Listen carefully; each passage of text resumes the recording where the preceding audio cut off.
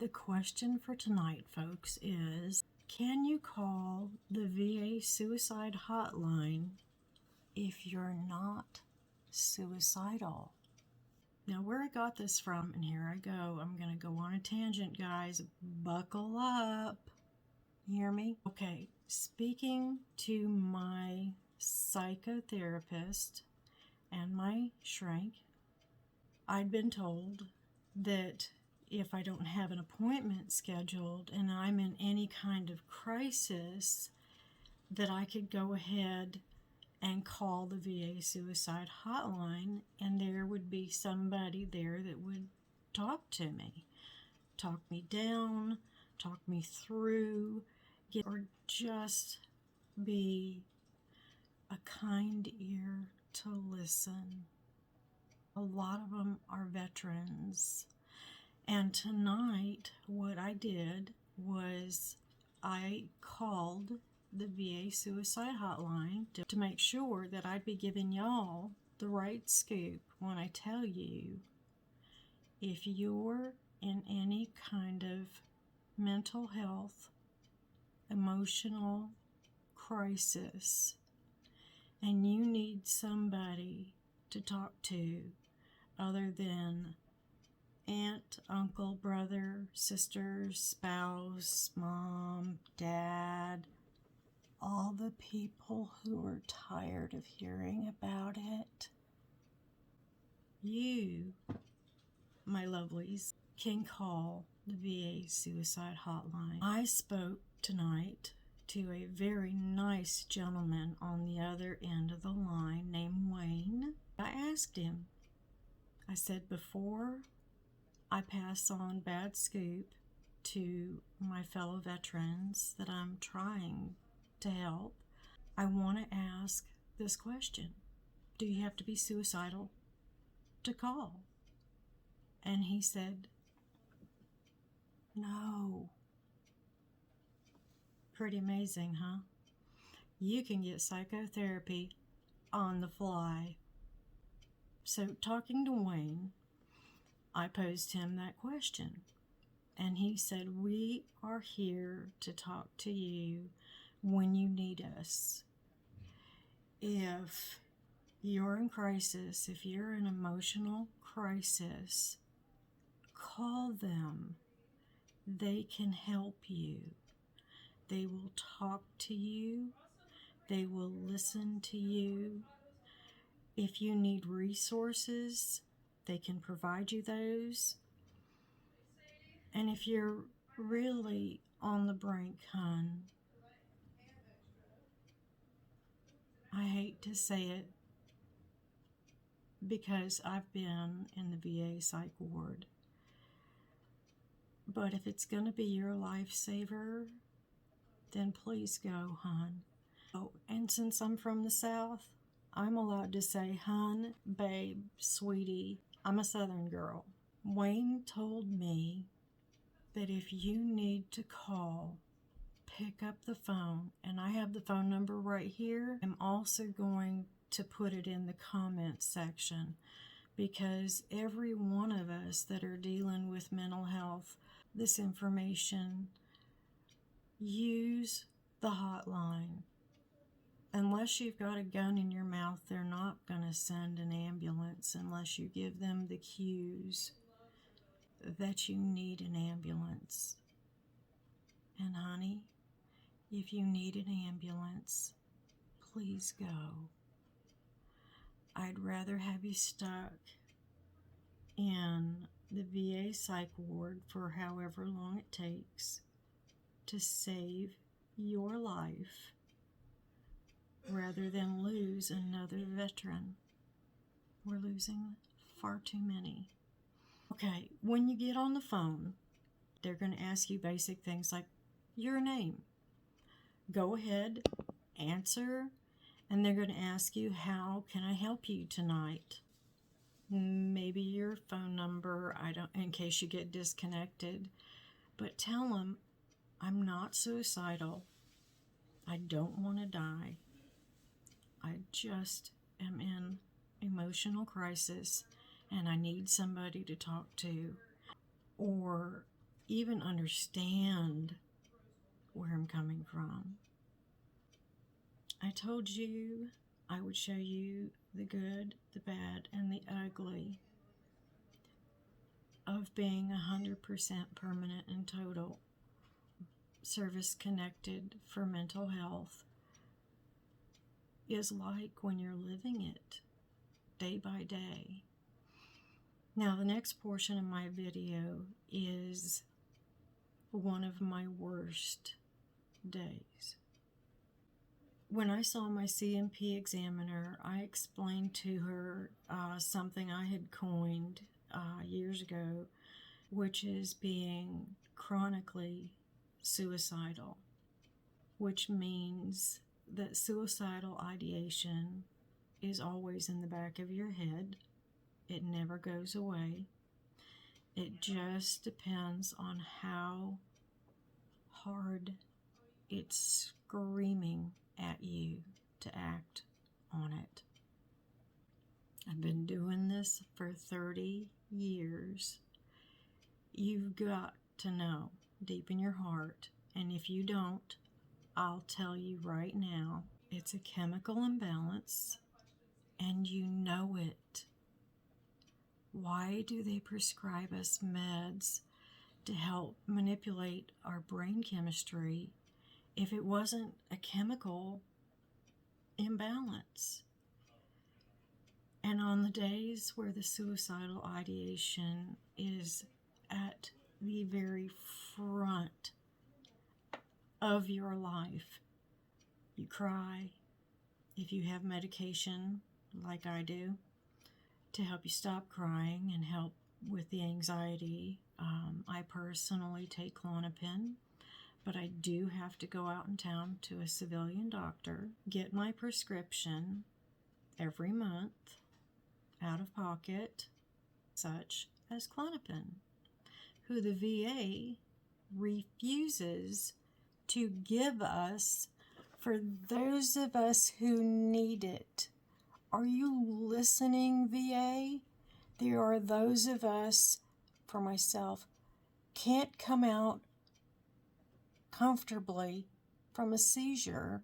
Okay, I have anxiety-driven non-epileptic seizures. Say that real fast a couple times, guys. I am prescribed by my civilian doctor that my VA doctors do know about. I tell them about each other. When you call the VA hotline, talk. Be as honest as you need to be.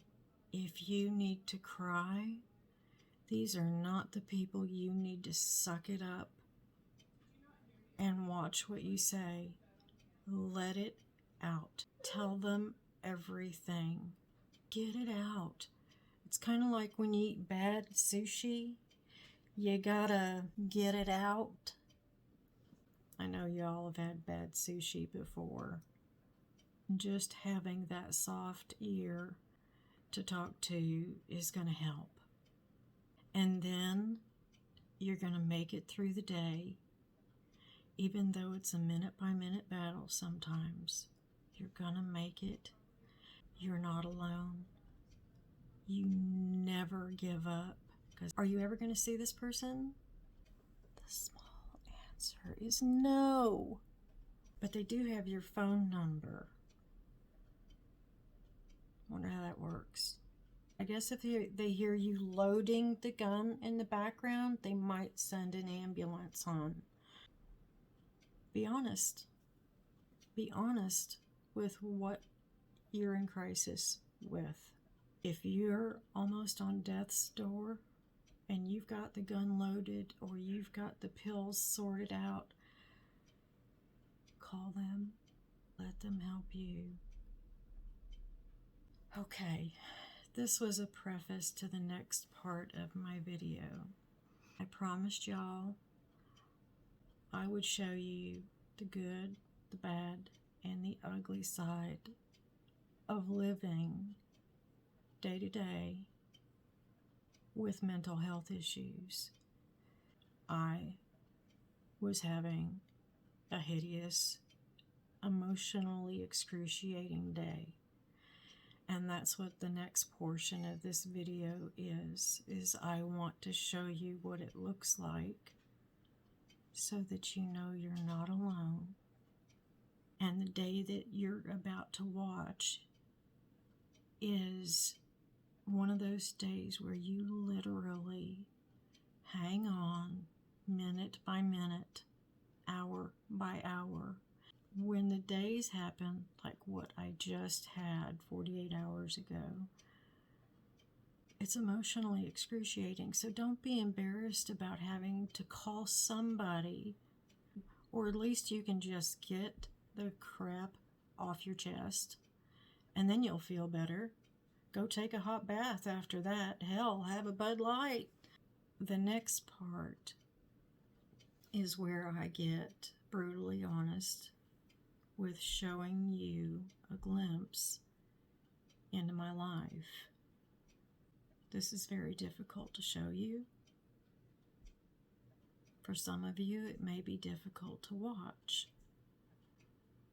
But for some of you, it may just be the answer to knowing that you're not alone.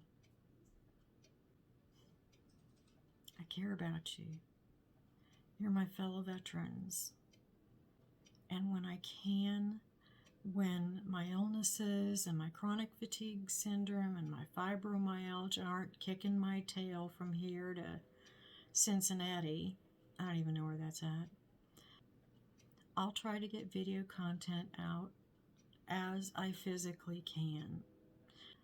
So if you're expecting content just to keep coming and flowing, and maybe someday, but it ain't right now. This was a 2-day get ready to try to do a video ordeal. Just taking a shower may be all you're physically capable of doing that day. You've got to do your pace. I'll let you watch the next portion of my video, which is raw, very personal, and I am laying myself out there minute by minute, and never give up. This next segment is very personal, and it takes a lot for me to be vulnerable enough to share it with you. You're not alone. That you may have days just like this, and you have no idea what's happening to you. Okay. At least I'm looking at the camera tonight. That is a plus.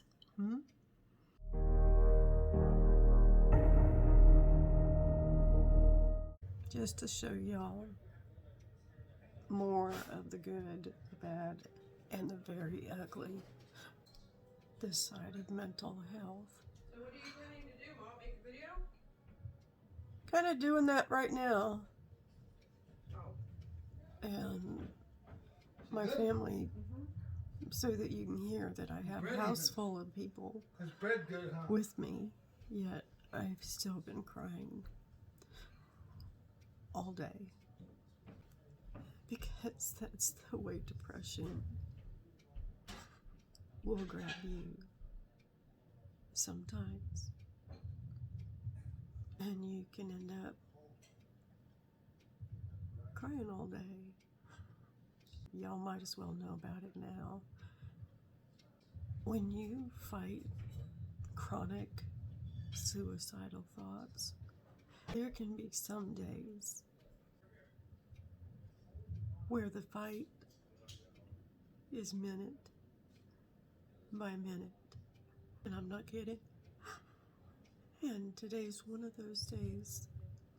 Later, if I can calm down, I'm going to send my shrink, who I just, as you know, talked to the other day, and let her know that this is one of those days.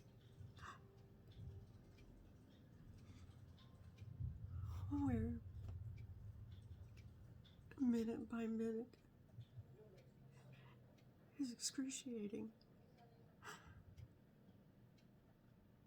Or just holding on.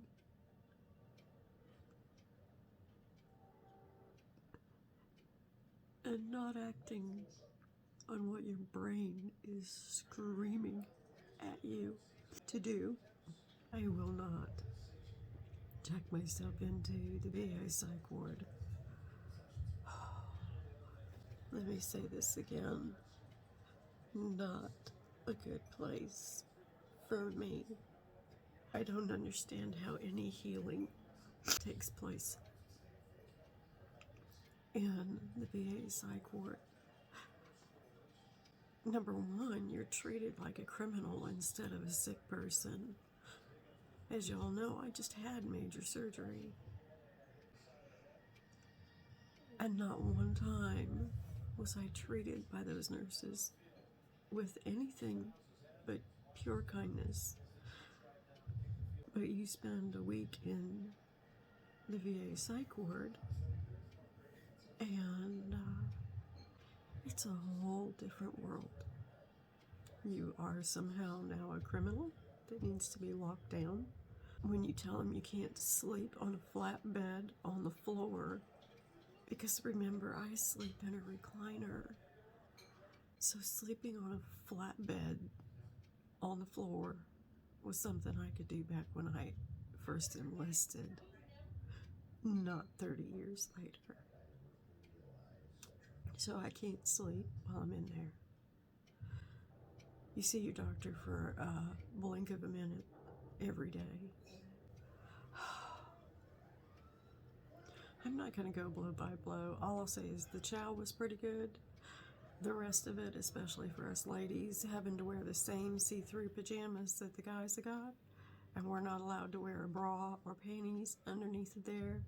I'm sorry, this 57-year-old woman was mortified, because I don't go anywhere without some kind of bra on, or I feel naked, and that's not a good feeling in public. So you're surrounded on this ward by 30 other men that are probably not looking at me twice, but I did get to bring in my wheelchair. But none of anything, your belongings, everything is all locked up, which I should have left my clothes locked up because somebody forgot to bring me my clothes last time I was there. And I mean last time I was there, because I'm not going back. Let me say this again. Not a good place for me. I don't understand how any healing takes place in the VA psych ward.